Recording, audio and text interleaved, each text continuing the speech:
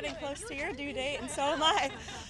Hi, everybody. Good to see you out here. It's a busy day here, as you all know. The president will be meeting with defense contractors here at the White House in a few minutes with Secretary Hegseth. This is a pre-scheduled meeting, and the purpose of it is to talk about the president's aggressive and fierce support for rapidly increasing the ability of U.S. manufacturers to produce American-made weapons, which we know are the best in the world. The president signed an executive order on this earlier this year. This is a long-held policy objective of this administration, and so he'll be speaking directly with these defense contractors. But of course, as the president has maintained, we have more than enough ammunitions, weapons, stockpiles to achieve the objectives of Operation Epic Fury and beyond. After that, you'll be hearing from the president directly at 4 p.m. in the East Room at the College Sports Roundtable. We have coaches and we have scholars and we have athletes from around the country who will be joining. I know some lawmakers will be up there as well. President, again, a long-sought goal is to fix college sports, and so he'll be holding a roundtable to hear from all of these great people in this afternoon, and you'll see him up there as well. Why don't we take a few questions? Sure. Thank you very much. The president said that we're not going through all of this so that we can end up with another Common A, and he also said that we can keep this up forever. Does that mean that this current mentality in Iran remains in place? You're going to have to keep doing the fight. I won't get ahead of the president on broadcasting any timelines. What I will tell you is what President Trump has already laid out, which is that the achievable objectives of Operation Epic Fury we expect to last about 4 to 6 weeks, and we are well on our way to achieving those objectives. Annihilating Iran's navy, we know that we've sunk more than 30 Iranian vessels and ships. Their navy has now been deemed combat ineffective. Taking out the ballistic missile threat that Iran posed to the United States and our troops and bases in the region, we have done a tremendous job. The United States military has done a tremendous job at achieving that objective thus far. Just 6 days in, the retaliatory ballistic missile strikes from Iran are now down 90%. Of course, ensuring Iran can never obtain a nuclear weapon as well, and significantly weakening their proxies in the region, which we know are responsible for the deaths of Americans. And we've seen Hezbollah and the Houthis hardly putting up a fight over the course of the last 6 days. Ultimately, the president has made it very clear he wants to take out the threat of Iran to the United States, and Operation Epic Fury is well on its way to doing that. As for the future of Iran, as the president has pointed to, of course it's in the best interest of the United States of America for Iran to no longer be led by a radical terrorist regime that chants death to America and is lying to the United States and the world about their secret ambitions to possess a nuclear bomb. President Trump does not want to see that. He wants to take an interest in pursuing who the next leader of the Iranian country is going to be, and that has yet to be seen, and the president is discussing it and deliberating it. Kristen. You just said on Fox that it doesn't really matter if Russia is giving Iran information about military assets. Why doesn't it matter if U.S. military is put in danger by Russia? And is that what the president believes as well? What I meant, Kristen, and thank you for giving me a chance to make it very clear, is that it clearly is not making a difference with respect to the military operations in Iran, because we are completely decimating them. As I said earlier, we've taken out nearly 30 of their ships. Their navy has been deemed combat ineffective. 90% reduction in ballistic missile retaliatory strikes against the United States and our Gulf Arab and partners in the region.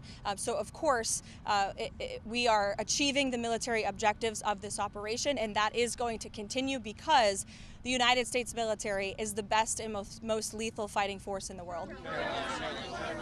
Sure, go ahead, Benny. Can you confirm if U.S. has taken full control over the airspace in Iran like it's been reported these past couple days? Trump said within hours, within days. Can you confirm anything along those lines? Yes, we are well on our way to doing so.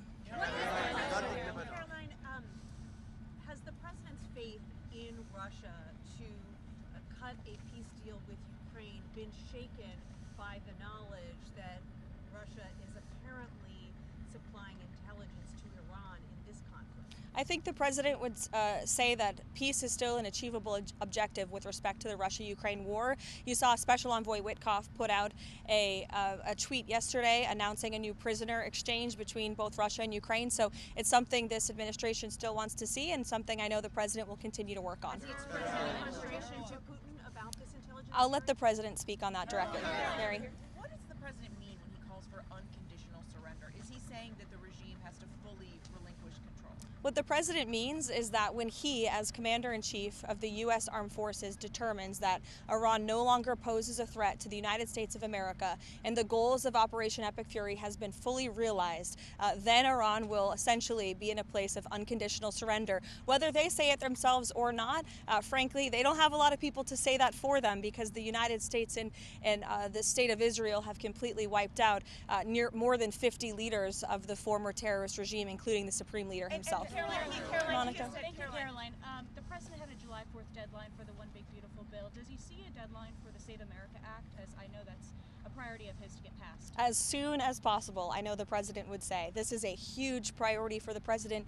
It remains one. I know he has added on some priorities to the Save America Act in recent days, namely no transgender transition surgeries for minors. We are not going to tolerate the mutilation of young children in this country, and no men in women's sports. And the president putting all of these priorities together, it speaks to just how common sense they are. These are all common sense priorities of this president that are backed by the vast majority of Americans, and he wants Republicans to act on them as quickly as possible. Thank you. Ken Paxton laid out some conditions yesterday, saying that he would drop out of the race if Senate leadership on the Republican side agreed to, getting rid of the filibuster, for example. What are the president's thoughts on that? I won't get ahead of the president on the Texas Senate race. I know it's of great interest to everyone. I'm no longer his political spokesperson. I'm a government spokesperson, so I'll let him speak on that directly. You elaborated on the president's decision to tap Mark Wayne Mullen as the next DHS secretary. Can you talk a little bit about the rationale for the choice, why Mullen was the best candidate in his eyes, and also your message to congressional Democrats who continue to keep the DHS unfunded?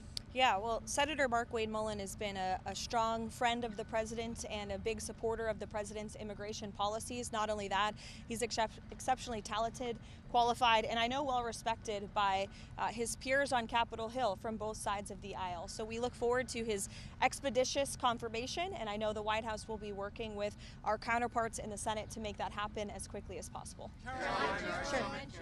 Thank you, Karoline. The president has said he wants to be involved in Iran's future. He has also called the son of Supreme Leader Khamenei a lightweight, and he has also said that United States strikes have taken out the potential candidates. So does the United States now have any candidates, or looking at candidates who may lead Iran for the future? I know there's a number of people that our intelligence agencies and the United States government are looking at, but I won't get any further on that.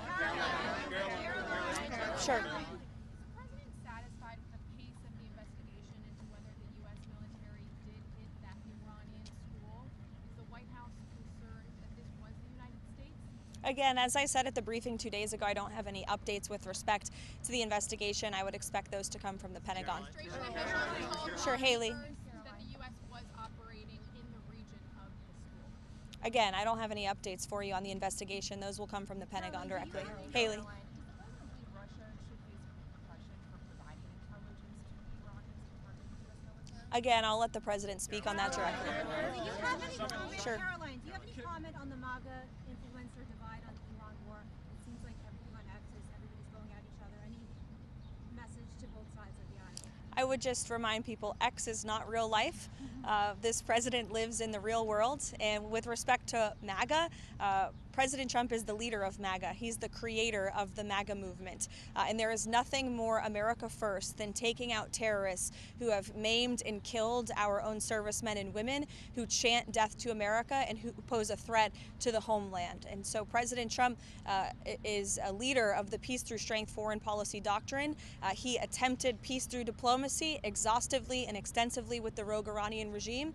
And so they have been struck with the strength and the sheer might and will of the United States Armed Forces, and President Trump has proven he's a man of his word. If you go back and look, not just over the past year as president, but in his first term and in many years in his private life as well, when he has said that the Iranian regime can never obtain a nuclear bomb, well, now he's finally acting on it, and he has the courage to do what so many presidents in the past did not. We'll see you guys later.